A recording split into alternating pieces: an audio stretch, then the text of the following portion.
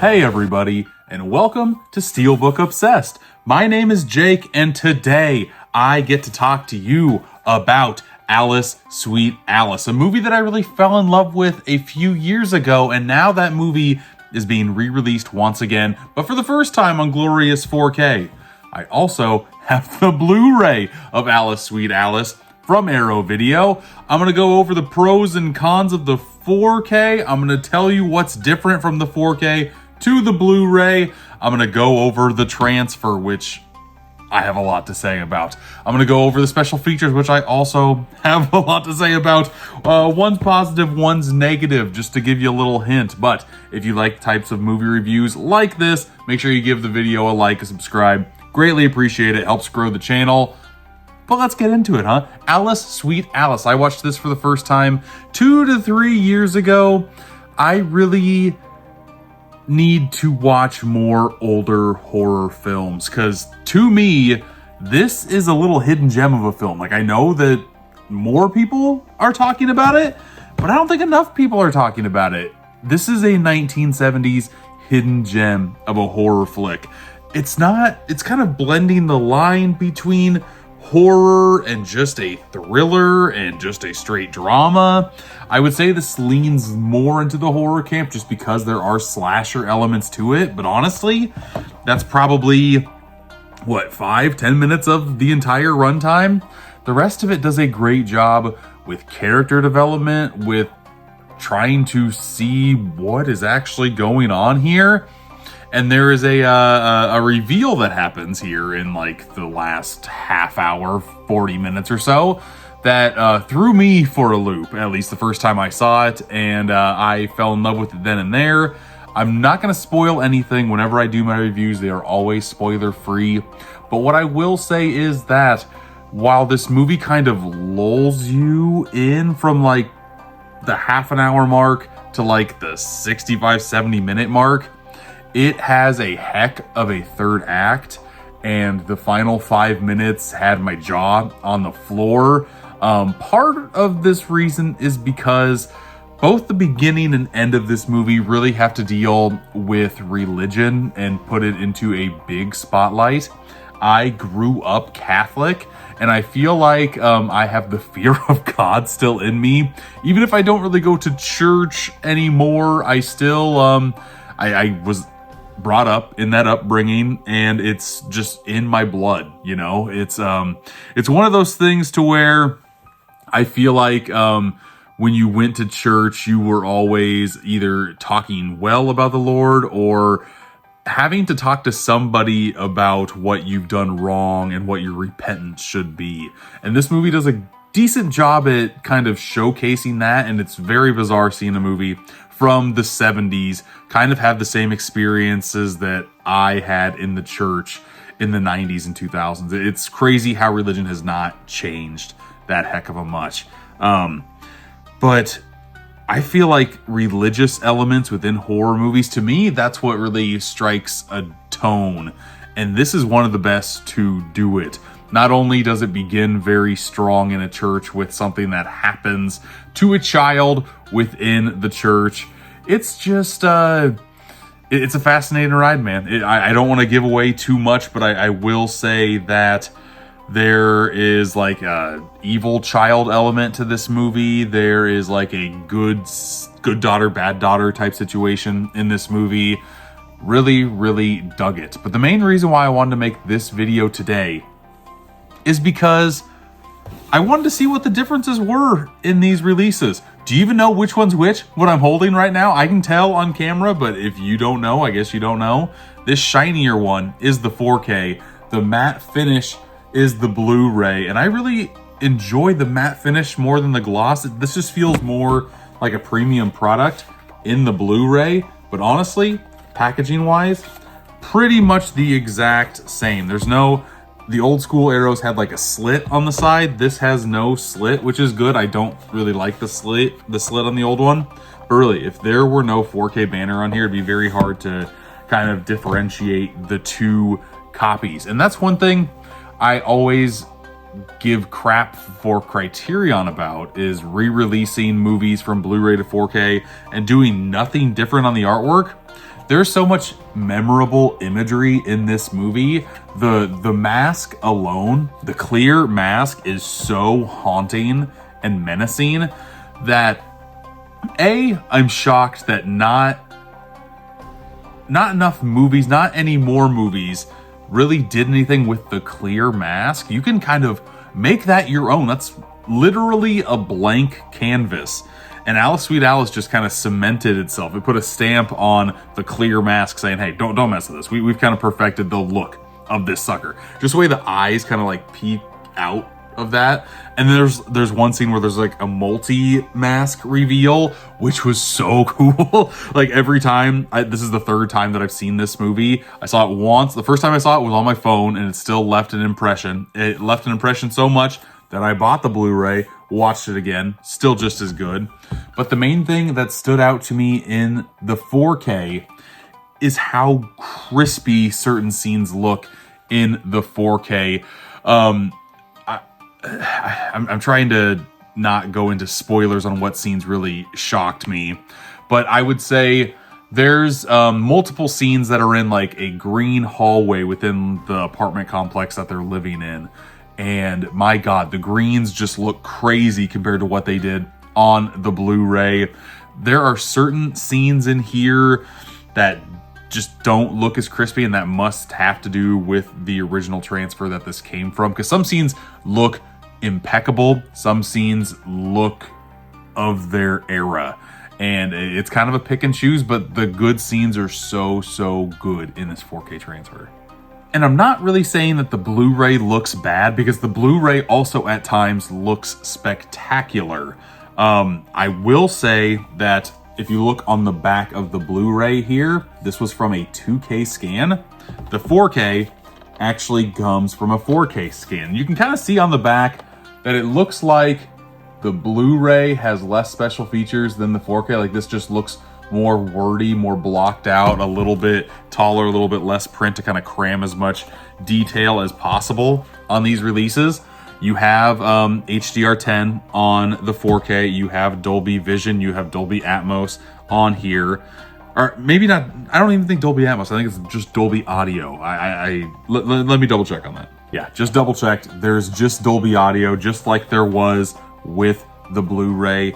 For me personally, and with the setup that I have, call me crazy, I don't hear a lot of super differences when there's just like Dolby Audio, Dolby Atmos. I think this sounded great. One of the sweet spot highlights of this movie in general, doesn't matter if I'm watching it on my phone or watching it on my TV, the soundtrack is so good and just helps kind of level up the menacing factor in here. Like it adds an extra layer of polish on this movie.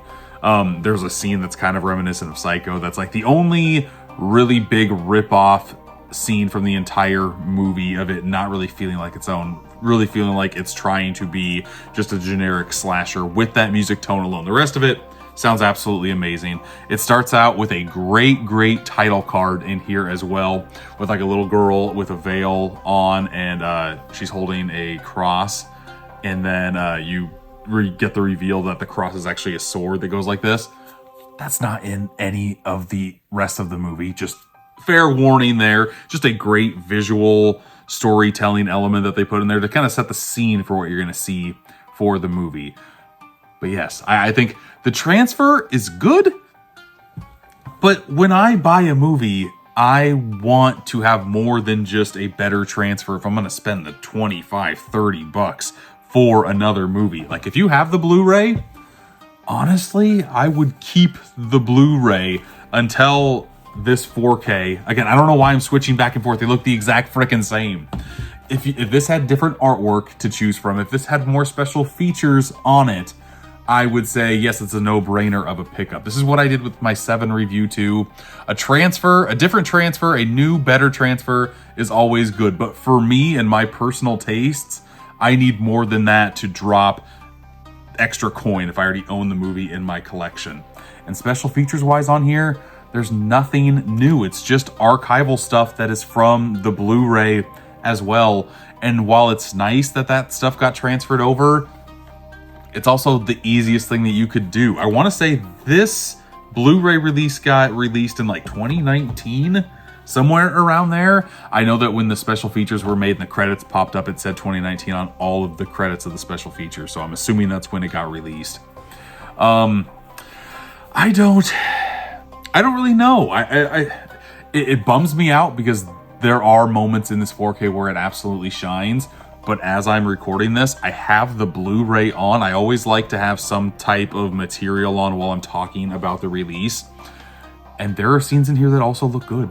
Like, for me, it's hard to, if you don't own this movie, of course, get the 4K. But if you're on the fence or you already have the Blu-ray in the collection, possibly hold off. And like I said, I love this movie so much. Here's the inside with the Blu-ray. The creepy doll that she kind of has with two heads that never really gets talked about at all, really. It's got a booklet in here. You know, all these things have booklets. The reversible artwork, or this is the reversible artwork, the original poster artwork. Looks so nice.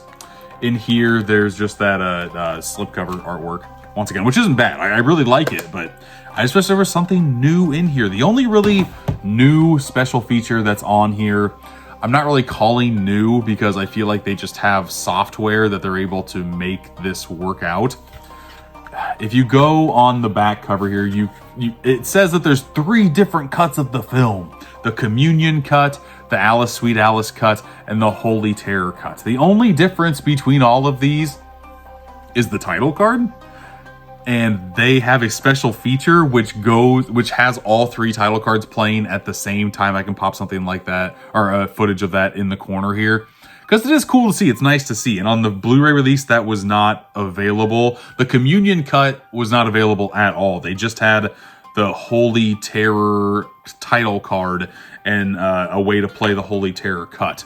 And the only difference between the Communion / Holy Terror cut and the Alice Sweet Alice cut is that there is like maybe 5 seconds of different cuts of like teeth getting bashed in a certain scene. And I want to say like a shot from the final film of the final kill.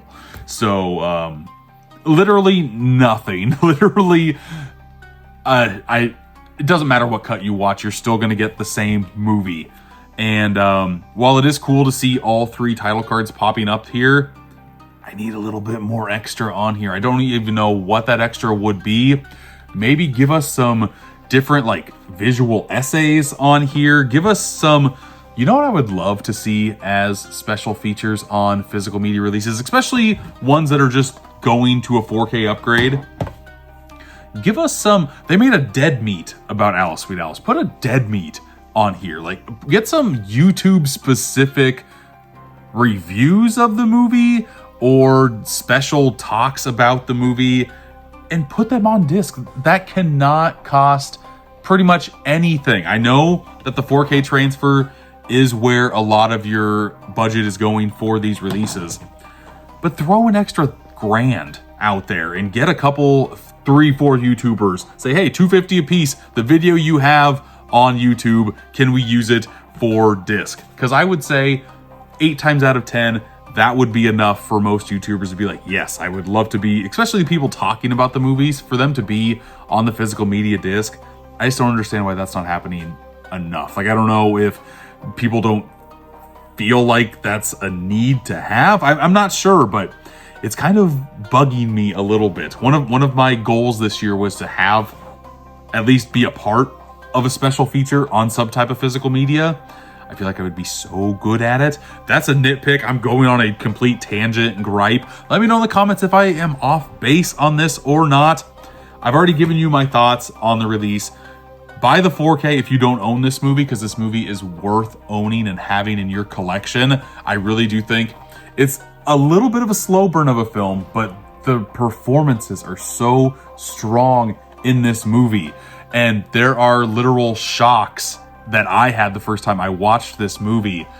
You don't even have to be a big horror fan. This might be like intro to horror. Like if you like drama movies, you like family drama, and you want 10 minutes of actual like slasher elements thrown your way, give this movie a shot. If you have the Blu-ray, maybe think twice about picking up the 4K. I got this sent to me by Arrow. I appreciate them sending that my way. I'm happy to have this in the collection. but there is literally no reason for me to have this Blu-ray in the collection. I will have to do something with this. I'm not sure what, but that is my review of Alice, Sweet Alice. It's a must-see for horror fans, a 1970s hidden gem of a film. And if you don't have the 4K, get the 4K. But if you have the Blu-ray, I think that's good enough. But thank you for watching this far into the video. And until next time, I'll see ya.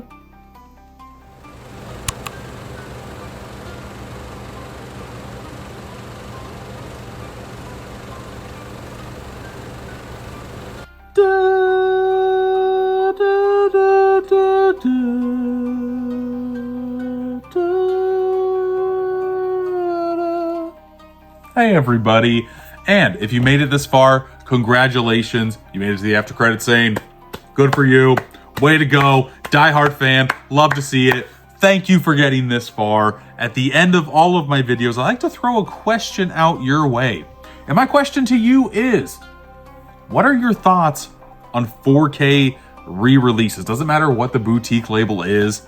If you have a Blu-ray in your collection and there's a 4K announced, are you okay with spending the extra dough just to get the better transfer of a film? I feel like people are losing their mind over the 7 transfer.